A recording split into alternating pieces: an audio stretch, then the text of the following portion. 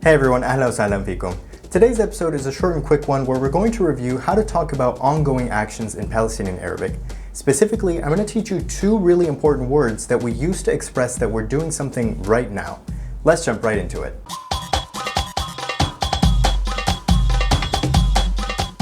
Okay, so in English, most of the time we use ing words to express ongoing actions. For example, I am working, right? In Arabic though, there is no such thing. I've even mentioned before that for 95% of verbs in Arabic, we use the simple present tense to express ongoing actions. So أنا بشتغل means I work in general, but also I am working. So if I asked you, شو بتسوي اليوم? What are you doing today? You can answer, أنا بشتغل في مشروع. I'm working on a project. Just remember that the active participle is used to express an ongoing action for the remaining 5% of verbs, which includes a set of very high frequency movement verbs and so-called stative verbs. For example, we say أنا رايح الدكان, I'm going to the store. You would never say أنا بروح unless you mean that you go to the store in general. I discussed this in much more detail in my video on the active participle, but for now I just wanted to remind you that this use of the active participle is not generalizable, so to speak, meaning that you can't just throw around active participles every time you want to talk about an ongoing action. For instance, using the active participle to say أنا مشتغل is very, very wrong.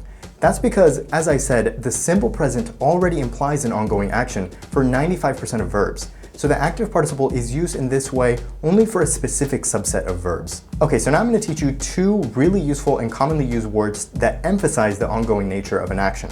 But since the simple present is technically all you need to express that, as in أنا بشتغل في مشروع, these words are totally optional, although they're very common nonetheless. The first word is am.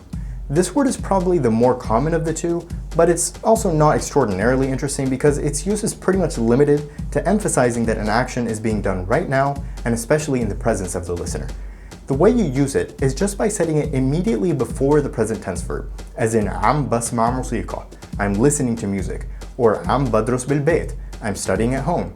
Again, remember that the use of عم is entirely optional here. It's useful in certain situations though to clarify between different interpretations.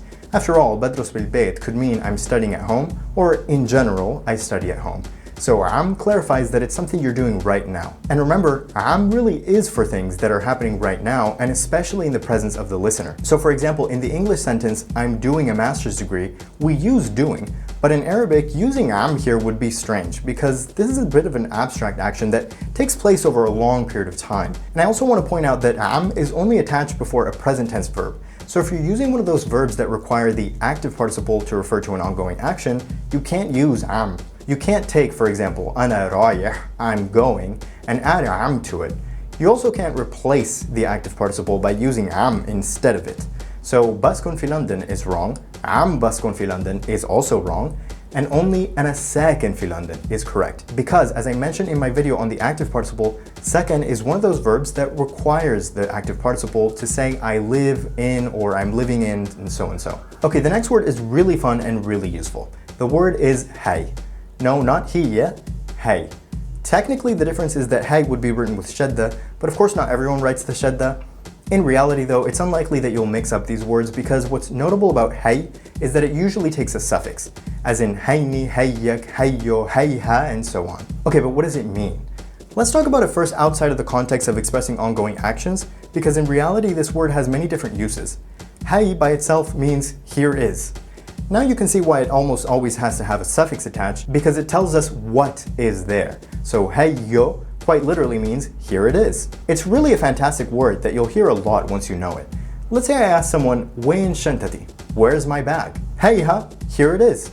Or of course you can say hay without the suffix if you follow it with the noun itself. So hayya shanta, here's the bag. Now you can start to see why hay is used similarly to am to emphasize that an action is ongoing. By adding hay, ideally with a suffix before the verb, I can say someone is doing something right now. Here they are doing that action. For example, هيني بحضر الفيلم means here I am watching the movie right now. Now just because am and hey are used in a similar way doesn't mean that they're entirely the same. There are two main differences. First of all, هيني by itself means here I am, whereas am by itself doesn't mean anything. Also, because of this meaning, hay is even more strictly used when the action is being done in the presence of the listener and at this exact moment. On the other hand, the second difference is that hay can be used with an active participle and so on. Again, that's because am can't exist by itself, whereas hay has its own self-contained meaning. So if I say hey nije, I'm saying here I am, coming right now. Obviously, the combination of hey and active participle only works with movement verbs, as in hey nije or hey ni tala'. It doesn't make sense to combine hey with a stative verb like aadif or fahim or sakin, because those active participles by definition refer to a state of being rather than an ongoing action. The last thing I want to mention today is a sort of side note. This whole discussion has been about the present tense, how to say I am doing something. But what if I want to say I was doing something in the past tense? First of all, by definition, am and hay can't be used in the past tense because the whole point is that they emphasize that the action is happening in the present moment, right now. Fortunately, this isn't something we need to worry about in the past tense at all. In fact, to say I was doing something in Arabic, we say kunt a'amil, pretty much just like we do in English. So ana darast means I studied, whereas ana kunt adrus means I was studying. Remember that since can is modifying the verb must be in the subjunctive. Even though this phrasing is very parallel to English, I guess the reason it can't be used in the present tense is simply because the verb can disappears in the present, so this phrasing wouldn't work. Either way, what's important to remember is that am and hay can only be used in the present, and even then, they're optional. Anyway, that's really all I had to say for today. I just wanted to teach you these words am and hay because even though they're optional to express an ongoing action, they're nonetheless very common and very useful.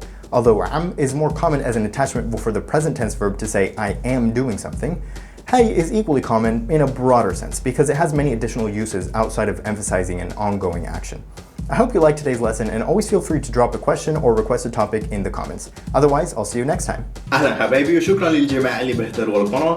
اذا بدكم تكملوا تشوفوا هالفيديوز اعملوا سبسكرايب، واذا شفتوني مؤخرا تفضلوا روحوا شوفوا الفيديوز الماضيه بالبلاي ليست، وتذكروا اني عملت مصادر لتعلم اللهجه الفلسطينيه تقدروا تلاقوها بالموقع تبعي اللي مكتوب تحت بالديسكربشن، ونشوفكم المره الجايه.